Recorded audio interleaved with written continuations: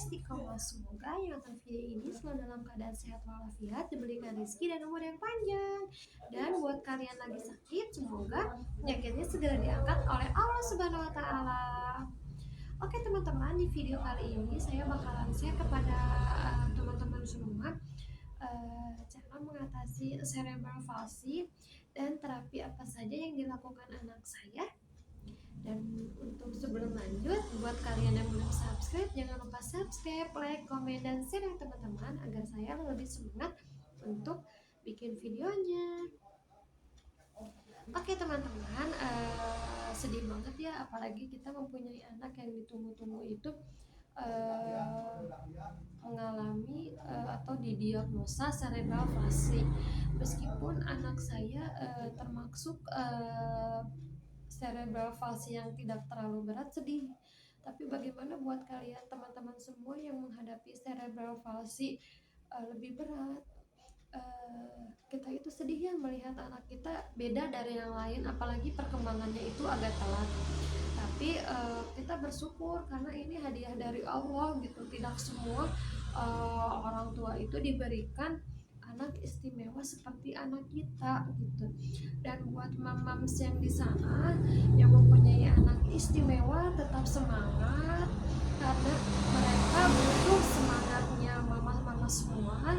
Dan kita harus ikhlas, harus sabar, tawakal kepada Allah. Ini bukan ujian, ini hadiah dari Allah Subhanahu wa taala, dan ini buat bekal kita di akhirat nanti. Saya yakin itu setiap anak itu berbeda-beda, dan Allah memberikan anak yang spesial ini, saya yakin dia mempunyai kelebihan dan kekurangannya.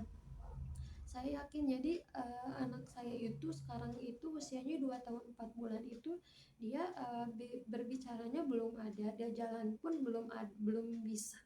Dia itu masih merondang gitu. Jadi buat kalian semua tetap semangat. Mungkin untuk buat kalian semua ini anak saya CV-nya tidak terlalu berat, tapi buat kalian tetap semangat. Buat ibu-ibu semua tetap semangat, ini hadiah dari Allah. Ini adalah bekal kita di akhirat nanti. Saya pun sedih jika orang-orang menganggap anak saya di sebelah mata, tapi saya tetap positif. Saya selalu berdoa sama Allah Subhanahu wa taala, semoga anak saya suatu saat nanti diberikan kesembuhan, meskipun tidak sembuh tapi setidaknya mempunyai kelebihannya gitu. Jadi untuk anak saya itu sekarang itu melakukan terapi di rumah sakit swasta yang ada di Bandung. Untuk terapinya itu pertama terapi bicara, karena bicaranya itu dia jelas bisa dia ngomong apa.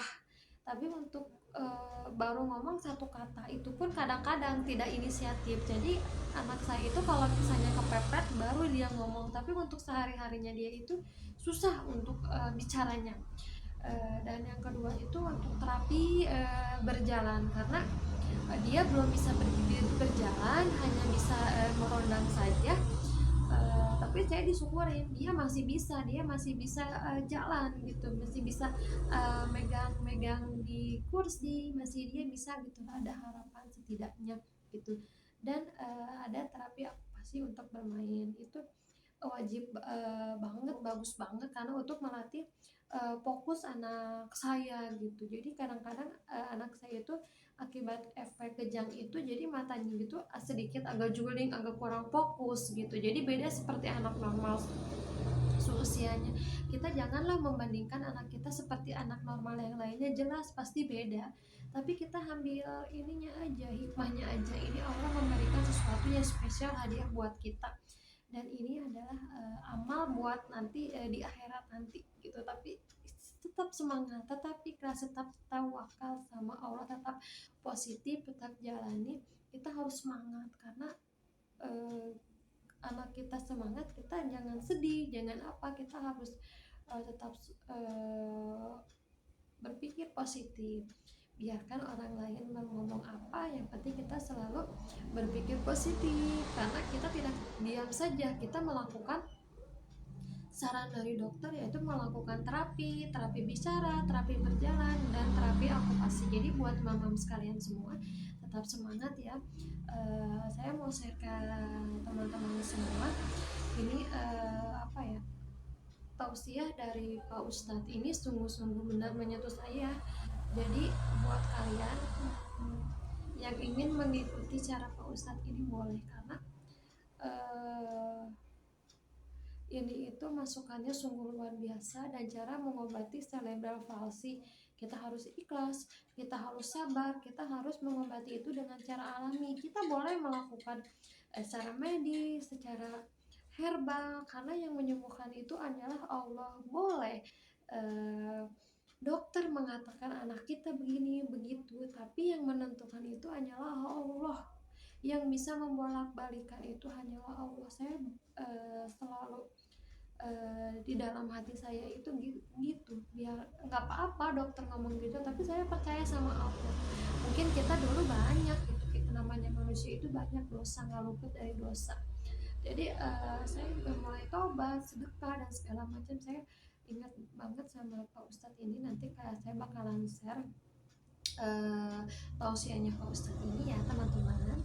Dan buat kalian tetap semangat ya, jangan patah semangat, tetap menjadi moms yang hebat, moms yang tetap semangat, ibu yang luar biasa. Oke teman-teman, assalamualaikum warahmatullahi wabarakatuh. See you next video.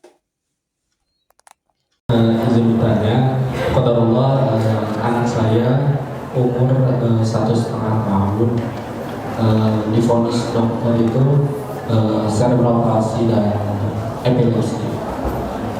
Mungkin apa ikhtiar terbaik yang bisa dilakukan, dan bagaimana pandangan Ustaz terkait terapi ruqyah dan ganja medis? Terima kasih. Ya baik, jadi cerebral palsy ya, jadi salah satu kelainan ya yang berkaitan dengan otak setahu saya. Jadi perkembangannya itu tidak sesuai dengan waktunya, kurang lebih seperti itulah. Ya tentunya penyakit-penyakit berat seperti ini ya, saya katakan berat ya, karena biasanya itu dari lahir itu ya, umumnya diketahui di diagnosanya. Jadi kita mendoakan ya agar Allah menyembuhkan putranya Bapak ya, insyaallah. Dan yang tidak kalah pentingnya adalah sebaik-baik, kalau mungkin tadi pertanyaan yang kedua tuh saya angkat menjadi pertanyaan pertama, atau mungkin pembahasan yang pertama, sebaik-baik pengobatan adalah pengobatan yang menggunakan Al-Quran ya. Jadi kalau ditanya bagaimana dengan ruqyah, sangat baik. Apakah ini urusan sama jin? Bukan. Kan bahasa atau mungkin kalimat yang Allah sampaikan dalam Al-Quran adalah wa nunazzilu minal Qur'an ma huwa syifaa'un rahmatul lil mu'minin, bahwa Al-Quran itu kami jadikan sebagai penyembuh ya. Maka rutinkan saja dibacakan Al-Quran ya, atau mungkin di ruqyah ya. Kalau bisa Bapak yang ruqyah ya, Bapak sering ruqyah. Untuk kita tidak pernah tahu kan jalan kesembuhan itu Allah berikan dari mana, kan pertama. Lalu yang kedua, apa yang harus dikerjakan untuk memperbaiki ini? Kalau sudah biasanya, kalau sudah seperti ini, saya menyarankan banyak sekali ya terapi-terapi yang bisa dikerjakan. Contoh mungkin tadi kan tentunya nutrisi. Ya, nutrisi berkaitan dengan tumbuh kembangnya dia. Ya, itu banyak sekali ya, produk perlebahan itu ya, kalau memungkinkan kasih semua sama dia. Ya, royal jelly-nya, bipolennya, propolisnya, madunya semua kasih. Dan produk-produk nabawi yang disebutkan Nabi ya, itu juga diberikan ya. Entah dalam bentuk langsung suplemen atau dalam bentuk makanan juga bisa. Ya, seperti habatus sauda, kurma, zaitun ya, itu bisa diberikan.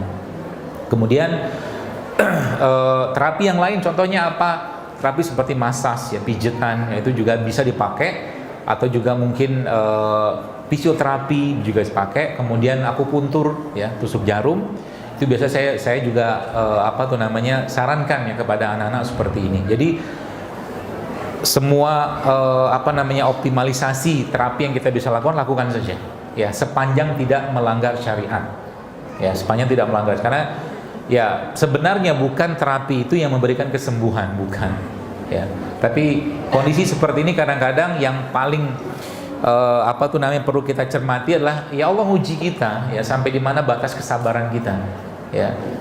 Maksudnya batas kesabaran itu apa? Batas kesabaran itu maksudnya apa ya? kita akhirnya ya Allah aku pasrahkan ini semua kepadamu, tapi tetap ikhtiarnya jalan gitu loh, paham? Bukan aku pasrahkan terus nggak ngapa-ngapain, bukan. Ya, yang Allah tunggu tuh itu sebenarnya. Ya Allah kesembuhan anak. Jadi Bapak mungkin sampaikan dalam doa, ya, sampaikan dalam doa ya berdialog dengan Allah gitu kan. Terima ujian ini, terima katakanlah keadaan ini ya, sambil beri petunjuk ya apa yang harus aku kerjakan. Nanti Allah akan bimbing. Ya seperti itu. Ya. Lagi-lagi sampaikan kita tahu hadis bukan hadis, ayat yang menyebutkan faiza maritu fahuwa yashfi, bahwa kalau aku sakit dialah menyembuhkanku. Ya, maka ini jelas memberikan sebuah keyakinan untuk kita, bukan suatu bentuk pengobatan yang menyembuhkan, bukan, tapi keikhlasan kita dan kesabaran kita lah yang membuat Allah ridho sehingga penyakit itu sembuh, gitu ya. Ya, jadi kalau ditanya nanti dari sebagian terapi itu kira-kira yang terbaik apa, semua anggap aja terbaik. Ya, lakukan saja sepanjang tidak melanggar syariat.